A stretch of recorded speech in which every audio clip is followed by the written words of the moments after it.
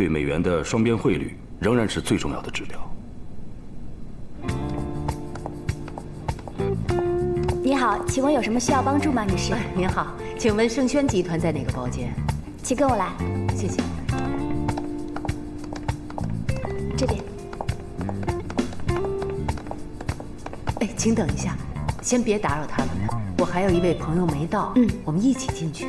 好的，那请您这边坐一下，好吧？谢谢啊。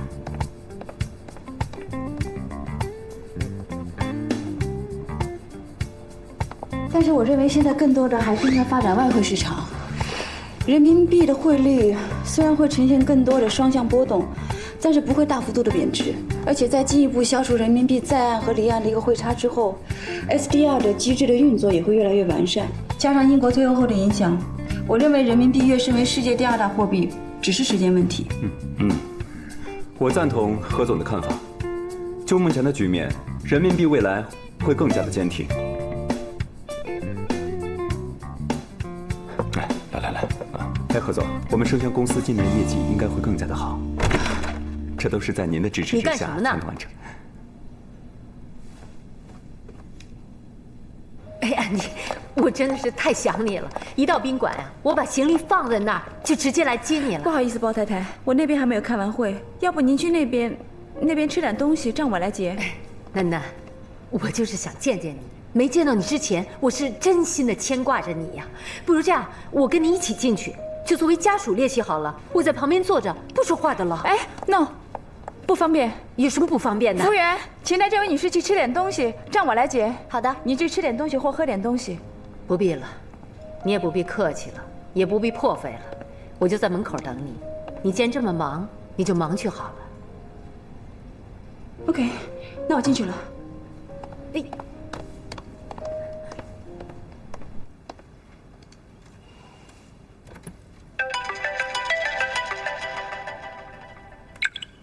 妈，儿子，我现在在上海来看安迪。这是什么时候的事儿啊？我怎么不知道啊？你要是知道了，我还能来得了吗？我是到上海专程来看他，他根本就不当回事儿。哎呀，由此可见，你在他的眼里有多么的不重要。妈，您真是太会聊天了，没有我在，也没有合适的理由。你去干嘛去？您下次想见安迪，您能不能好歹跟我说一声？就这么贸然的过去，搁谁心里头也不舒服啊！哎呀，你还向着他！我告诉你们，我亲眼目睹聚会时有个男人跟他献殷勤，又倒饮料又耳语的，我实在看不下去了，才闯进去打断了。哎，要不然还不知道会发展成什么样子呢。哎，结果你猜怎么着？安迪见了我，冷冰冰的，脸拉得老长，跟我欠了他多少钱似的。我说我算是长辈吧，陪他一起进去坐坐。他说不方便，让我在包厢外面等他。儿子，你说说，这世上哪有这样的道理呀？这个安迪怎么一点家教都没有啊？连最基本的尊重长辈他都不懂。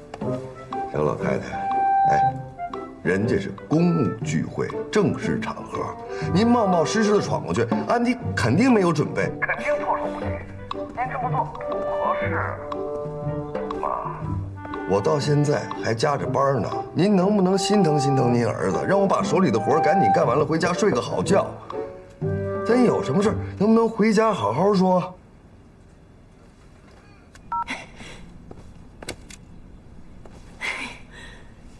哎呦！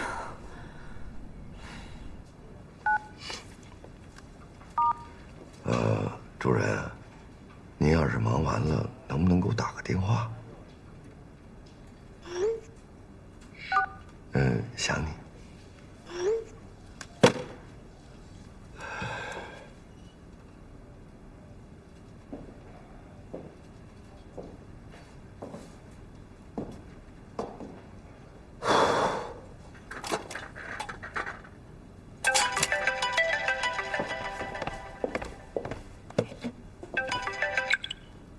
哎呦，主任，您忙完了 Hello， 刚才你妈妈来找过我，但是我在忙，我请她在门口等我一下，但是我出来的时候她已经不见了，所以麻烦你帮我跟她说声道歉。道什么歉呀？凭什么道歉啊？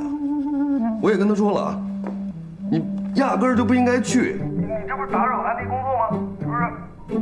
但是我妈她可能是见你心切，你知道。可是好像我知道的和你所说的不一样，她对我并不善意，而且在到处打听我的隐私。想做个人的资讯调查，不是这么做的。你们是我们的客户。现在有人会担心，也有人会怀疑我们是不是做了对不起客户的事情。我不怕拆台，但是我非常反感，有什么事情不可以直接说，要这样偷偷摸摸的。不是他没什么意思，你相信我，他没有恶意。他是太关心咱们俩的关系了，再加上魏太太恶意挑唆，他可能对一些现象过度的解读，有点风声鹤唳。他没别的意思。可是魏太太的事情已经解释过了，我是纯技术型，我没有必要跟魏国强有任何的勾搭，就算是有勾搭，也是属于老谭的分工。再过度解读，就是恶意解读，就是侮辱我的人格。我相信他也过度解读了今天的聚会，所以当他一冲进来的时候，他一脸的警惕，真的让人非常尴尬。那个不是他是这样啊，我妈看我追你追得太紧了，她有别的男人跟你献殷勤，她替我吃醋。你说这小老太太，你替我吃什么醋？你吃醋啊？啊？哎，安迪，你说句话呀。生气了？我替我妈给你道歉，好不好？我现在要在你跟前，我立马给你跪下磕一个。别生气了。我不是生气，我是觉得就这样正常的一个聚会，被解读成这样。我也是没什么不好说的。不是，你想多了。我没有想多。这是相当清晰的逻辑关系。魏太太造谣，她信并采取行动；你解释她不信，并未停止行动。我相信他把今天的聚会会解读成一个我和男人之间的聚会。我的同行跟我说几句话，他会解读成对方对我献殷勤，对吗？其实，在没有跟你通这个电话之前，我还没有把这件事情想得这么的猥琐。不是，这跟猥琐没有关系。是，这事儿他放谁身上他都得生气。但你换个角度去考虑这个问题，他是母亲的独特的思维逻辑，也就是说，老虎它护犊子吧，要是有东西靠近老虎，它肯定上去就一口，对不对？你就把我妈当成那老虎，我就是那犊子，不是我就是那虎崽子。它呈现的是极端的动物性。他可以保护你，但是他没有必要把我想成是一个狐狸精。不是，有这可能。但凡经历点风雨的女人，可能都会这么想吧。可这事儿他不怪我呀，你要找你找我爸去，是不是 ？OK， 好吧，我谅解。你说什么？哎呦，亲爱的，我太感激你了。你在这个时候你能体谅我的苦衷。你看这样行不行？现在天还不晚，你跟我妈去喝个茶，我给她打电话约个好地方，让我跟你近一点。Oh no！ 不是你不谅解我了吗？我谅解不代表我接受她的态度，正是因为她是你妈妈，所以我再见到她，我会以礼相待，但我并不会主动示好。别说她不是我的 mother in law， 就算她是，我也只会遵守这个 in law。为了我的，这本来就是在为了你，要不然连谅解都没有。OK， 我不跟你说了，我现在还有工作。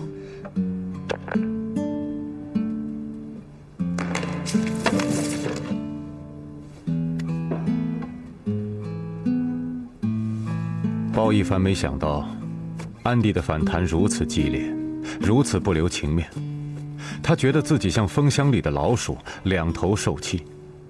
但这两个人都是他生命中最重要的女人，以后更得是一家人。他不能让两人继续斗气下去。说到底，矛盾完全是妈妈惹出来的。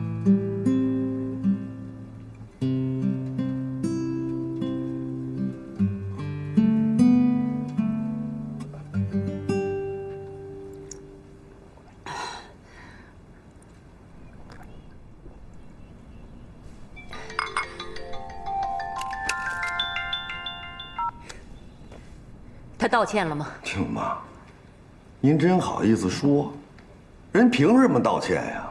我早跟您说了，别打听，您偏打听，你打听就打听了吧，尾巴露出来了，败露了，你弄得沸沸扬扬的。人家安迪也是有头有脸的人，你自己家人人出面诋毁人家，你让人怎么想？凭什么道歉？这事儿我告诉你，打一开始就是你不对。我不对，你偏信安迪一面之词才是对的。你有没有点判断能力？什么叫无风不起浪啊？人家为什么别人不找，偏找准安迪？这事儿这能没有问题吗？啊，这么大一笔巨额遗产，谁见谁不眼红啊？那个魏国强他是大善人呐，啊，他一点思念都不起，把这么一大笔巨额遗产交给一个完全不相干的人，不惜与老婆闹离婚。妈，你想明白点儿，人家安迪就算是小三儿，傻呀，把所有遗产都给他，这里边有原因的。是有原因的，人家魏太太说的清清楚楚，遗嘱是在魏先生授意下写的。那个快去世的老人家，怎么会把遗嘱写得这么清晰呀？这能没有问题吗？背后的原因你还看不出来吗？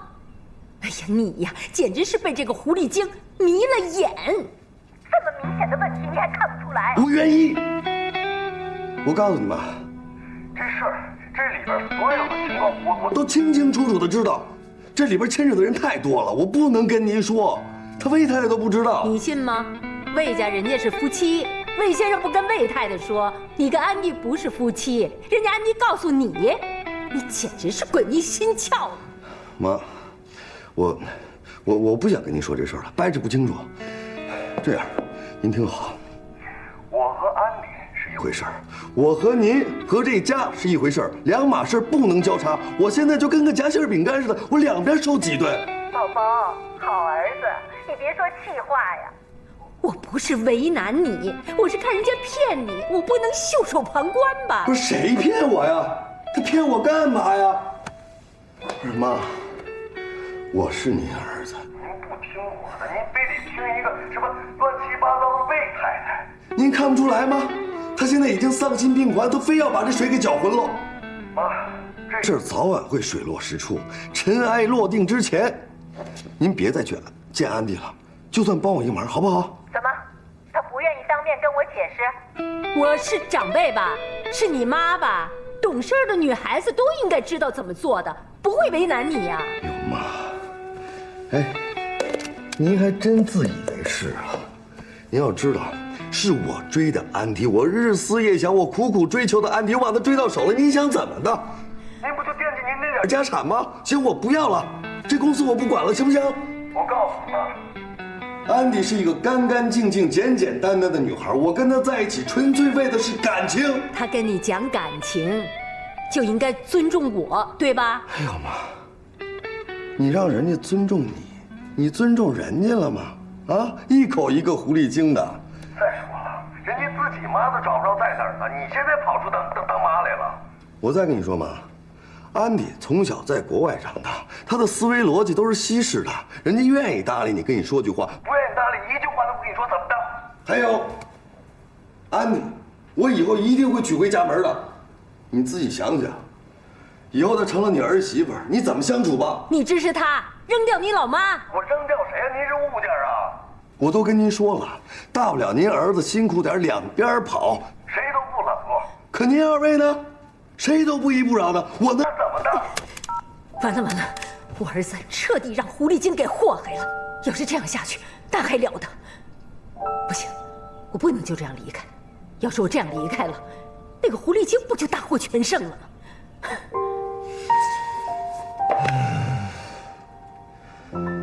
妈。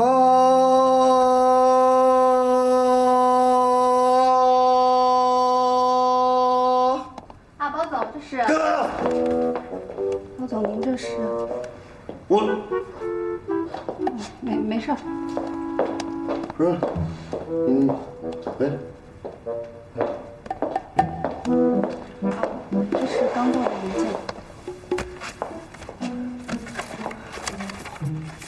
对不起。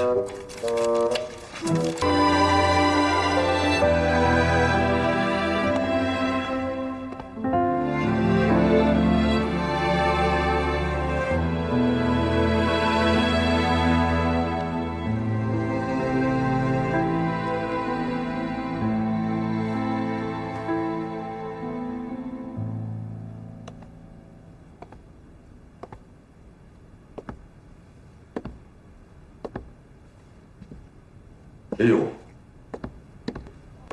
妈，您这几天遭遇什么了？哎呦，你看看这小老太太造的，哎呦！别假装孝顺来看我。妈，您这话说的没良心。您儿子什么时候假装过呀？妈，您平日里不经常说我知人识人吗？那就请您相信我这一回，安迪的事儿我心里头有数，我知道该怎么做。你要知道就好了。人家根本就没把你放在眼里，跟我说的明明白白，人家心烦，不打算跟你结婚，跟你在一起呀，就是玩玩。这是好人家的姑娘说的话吗？她是做情妇做惯了，跟你呀，就是没动真感情。你为了这样的女人，来气你的亲妈。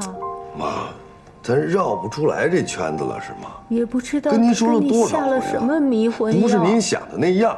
他说什么你听什么，亲生父母的话你不听。不是妈，咱越说越偏了。您不明白，是您没听明白。人家安迪不是说完全不结婚，是我跟他说的。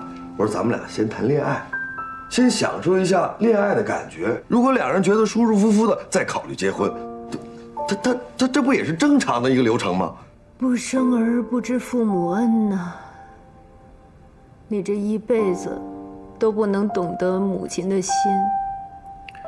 怀胎10月，养你到这么大，想到有人要害你耍你，我这心揪得痛啊！不是妈，这事儿真不用您管。哎，你说我都多大岁数了？您能管我几十？合着您不能霸着我一辈子，这不放吧？哎呦，这女人厉害呀！让你这种话都说得出口。魏国强他太能干了，他自己能干，找老婆能干，找情妇能干，他就要把我家给毁了。我要去问问他，他自己的情妇他到底管不管？不是妈，您这是要干什么？你别拦着我！什么意思？哎呦妈，您这还病着呢！哎呦喂！你别拦着我！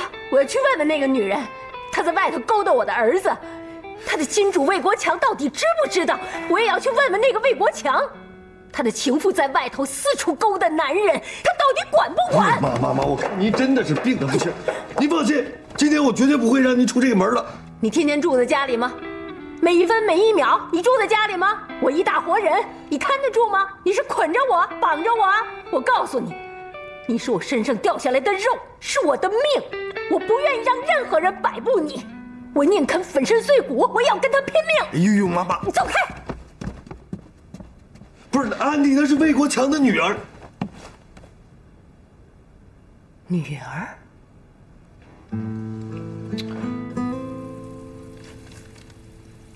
要是女儿，为什么这么遮遮掩掩的呀？是女儿，大大方方的，有什么可隐瞒的？他们俩这种父女关系，安迪不想让任何人知道。哦，原来魏国强是这样的人呢。年纪大了，想找回自己的女儿，把遗产全交给安迪。安迪说不定还能找到他的妈妈。你想干什么？我是想提醒你呀，人要脸树要皮，越是地位高的人越要面子，最怕别人揭短了。我可跟你说啊，别怪我没提醒你啊，你可不要仗着跟安迪的关系多嘴。你问问安迪也就罢了，要是问到魏先生头上，他要是知道了，你看看他怎么对付咱们。哎呦，您这会儿说这话了？刚才要不是我拦着您，您这会儿在哪儿呢？啊，妈，您也说了，人要脸，树要皮，我求您了，在安迪面前给我留点尊严。好，我再也不干涉你们俩的感情了。不过你要答应我，劝安迪早结婚。别玩什么享受感情生活那套，早结婚才是正事儿。妈，您那病好些了吗？我说过我病了吗？哦，哎呀，儿子，哎呀，赶快回房间睡觉。明天一早啊，你就去上海陪安迪。快！不急，要不是您折腾，我这会儿已经在上海安迪家里头了。我只求您，这事儿千万不能往外说。安迪要是知道了，我们俩的关系也就完蛋了。你不用提醒我，我知道这事儿不能说。哎呦，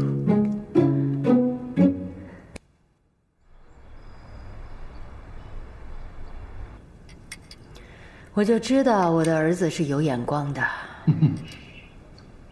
你这个特工做的也不怎么样，之前成天在里面唠叨，非说人家安迪有问题。是有隐情的，安迪优秀，又做得好，魏先生觉得亏欠他，又没有什么后人，自然愿意把什么好东西都给他了。我不知道这一层很正常的。No， 你能不能不玩那个手机呀？啊？我上次去上海见了安迪，他说他不想跟宝宝结婚，这怎么可以呢？两个小的不懂事，我们得想办法把这个儿媳妇拴住，你明白吧？我都说了，别管那么多嘛。他们结不结婚不是我们急着来的，儿子大了有他自己的主意。这两个成年人有什么决定，那是他们自己的选择，你就别操那么多心了。我操心，我是他娘。好了，我吃饱了，你慢慢吃。大周末的，你去哪儿啊？中午有应酬啊，我就不回来吃饭了。晚上呢？晚上我也不回来了。周末啊，你就自个儿找点事儿来做，别老待在家里，把自己闷慌了，好不好？拜拜。猫哭耗子假慈悲。